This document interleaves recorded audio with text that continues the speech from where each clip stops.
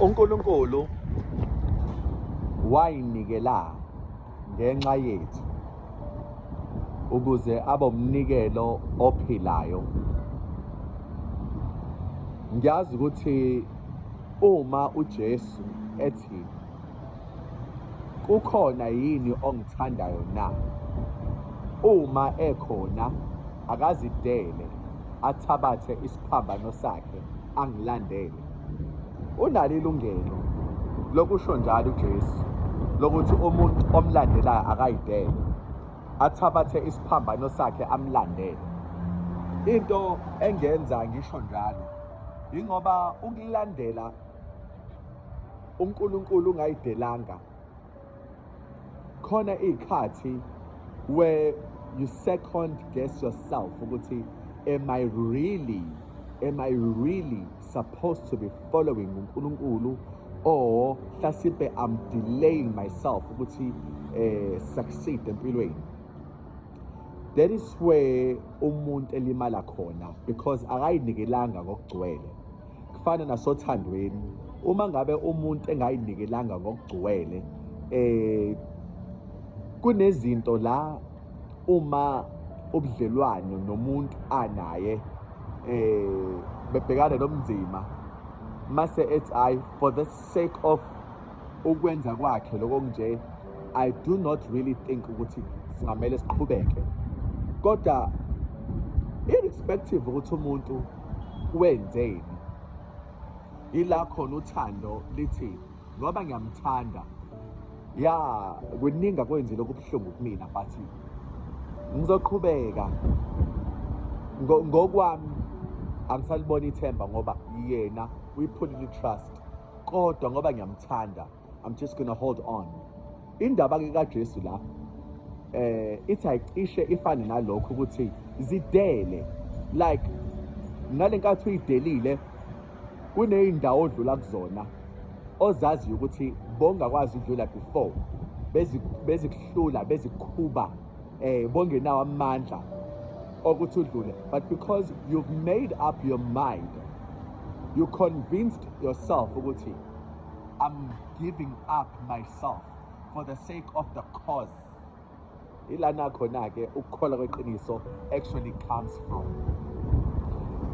Uma ngabe ke uJesu umlandela, kunezimpi ezilwa nawe ezikuhlolayo ukuthi ngempela uJesu wena uyamlandela yini. Ngale nkathi uJesu umlandela, lezi mpi lezi zivela hayi ngoba zinenkinga nawe. Abakulwisa abanankinga nawe, banenkinga nalo ongene phakathi kuwena, ngoba izinto uNkulunkulu ayifunayo zobulungiswa. Do you think baby Jesus banenkinga naye abantu? Cha, ngoba laphana kwenziwa uChristmas kujatshulwe everyone emhlabeni, but uJesu lo okhulile, lo othi cha intando kaNkulunkulu abamfuna abantu ngoba uphazamisa iy'nhlelo zabantu abaningi, which is why abantu balomhlaba abakhile ababanga amafa bengeke uNkulunkulu bebe nendaba naye. Kodwa ke uma uyidelile ungakwazi ukuma kulabo bantu ubatshene ngeqiniso. Kunabantu nje yebo bakholwa uJesu, uma sekufanele bemele iqiniso bayahluleka. Uzoma kanjani umele uJesu uma ungayidelanga? Abanye bathembe abanye abantu, abanye bathembe amafa, abanye bathembe impumelelo, abanye bathenjiswe izinto angeke beyithole. Kodwa omubi is deceiving, lying, manipulating them ukuze phela ezobahola. uSathane uyakwazi ukuhola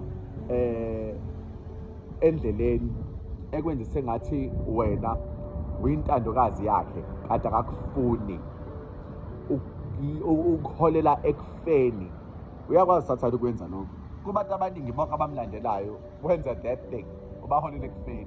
Phela uma kuwina uNkulunkulu nawe uyawina ngoba uzongena embusweni wakhe, kodwa uma kuwina uSathane uwina yedwa uSathane ngoba bonke abamlandelayo bazoshana naye. Ingakho la uJesu ethi zidele, ngoba kuzomele uhambe njengaye, kuzomele ukhulume njengaye, kuzomele ukhule kuma-stages okuba njengoKristu. Ngale nkathi sonke sifundiswa ekwazini indodana kaNkulunkulu, ebudodeni bonke obupheleleyo. Ubudoda obupheleleyo bukaNkulunkulu yilobu obenza ukuthi abantu bekubulale, njengoPetru babulawa, noJohane babulawa, imajority abapostoli nje yabulawa. Inkosi yabulala uJames ukuze ituse abantu. Ngale nkathi wena usukhulile kuNkulunkulu, usuthi no, I'm no longer going to indulge in sin. I see no excitement but filth. I'm no longer going to entertain abantu abathi indulge or praise foreign gods or idols. Ngale nkathi usuthi present the truth ngeqiniso, uphumelo balo ungayifihli, ungasuka coat, uqonde ngqo. Ngale nkathi abantu bengasakufuni. I can imagine uStefano ekhuluma iqiniso ethi nina nigqoke ingubo ey'cwebezelayo, kodwa abaprofethi baNkulunkulu beqiniso nabahle niyababulala. Ekhuluma iqiniso ngoKristu, ngobuhle bukaNkulunkulu, eyithunga indaba kaJesu njengoba injalo, ethi engakhuluma kabi kanjani ngoJesu, amazinyo abo bawaluma, babamba amatshe, bambulala uStefano, bembona ukuthi akanalo icala, ubuso bakhe bukhanya noma bukhazimula kwengilosi.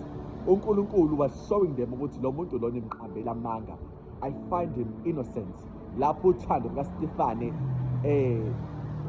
ekhuluma likaNkulunkulu, the warmth of the Holy Spirit wambatha uStefane ekhuluma, wayengaboni konke lapha abaningi bagrinda amazinyo, inzondo yagcwala ey'fubeni, baphefumulela phezulu, bayanqapha abanye. They couldn't wait until bethi umthetho kaMose ukuthi asikukhande ngamatshe ngoba wena uyablasphema. Ebekhuluma iqiniso. Yabo ngale nkathi usukhulile kakhulu as a follower kaNkulunkulu, ngale nkathi nezwe selidespise.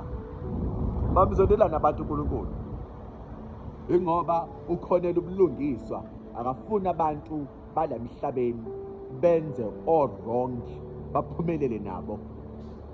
Ufuna ukuthi umhlaba wakhe awulungise ngendlela ayithandayo, ingakho bemzonda. Nendodana kaNkulunkulu uma beyibulala, bayibulalela ukuthi izolungisa emzini wayo, izolungisa ukuthi izinto zime ngomumo. Labantu laba abonayo bayizonda, bayibulala. Nabaprofethi abahle ney'ngane ezinhle ey'hlakaniphile uNkulunkulu alethayo ziyabulawa. That means ngale nkathi-ke usuthe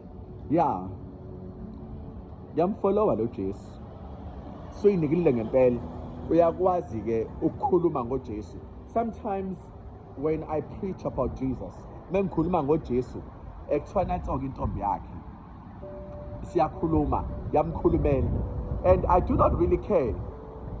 Lapho kusuke sengikhuluma phakathi kwabantu noma ngabe ubani, and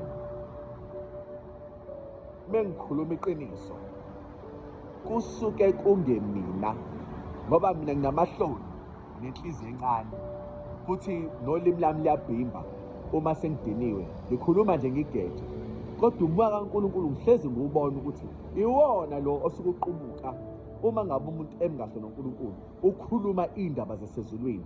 Kuyikona ukuthi thina asimnikezi indawo, asimnikezi isikhathi, asimvuleli ukuthi anethezeke enhlizweni zethu, asebenze. You know how I wish to say, Nkulunkulu ngena uhlala unethezeke, wenza intando yakho.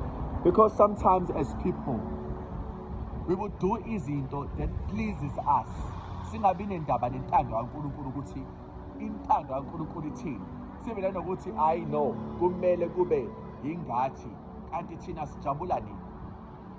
Sengathi uNkulunkulu ngasikholisa lapho for us ukuthi sikwazi ukumseva ngeqiniso, singabhekile kwezinye indawo kodwa sibheke kuyena ngakho konke, sinikele kuyena, singenzi lutho ke sithi senzele abantu kodwa senzele yena uNkulunkulu, ngoba uNkulunkulu isikhathi esiningi uma umphilela uyakwazi ukukumangaza.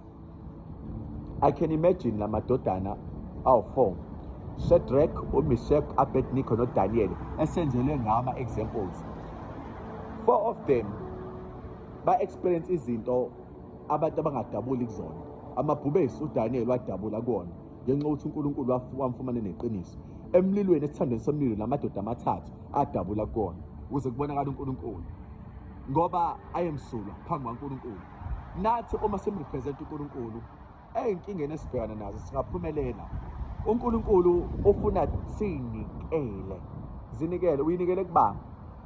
Kumuntu wala emhlabeni ohlezi ekubetreya, ohlezi ekukhuluma kabi kwesinye isikhathi.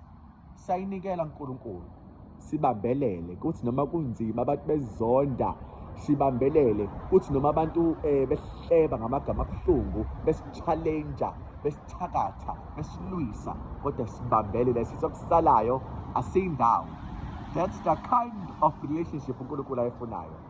Glory be to God in the highest of heavens. In Jesus' name, amen.